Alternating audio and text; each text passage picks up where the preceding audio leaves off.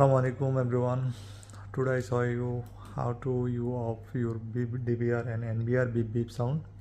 First we need to click our mouse, right click, then we need to go menu,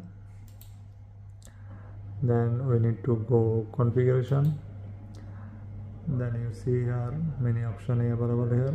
We need to select event, and also here many options: motion, video tempering, video loss, alarm input, alarm output, exception. We need to click exception.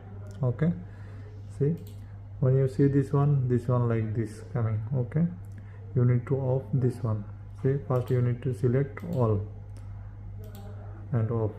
See, this all option need to unselect, and trigger alarm output unselect, then apply. Okay, you must be need to apply. Okay, then you need to check everything okay, same like this, off or not off. Video network disconnected, IP config, illegal login, record expression, and everything need off. Okay, then apply.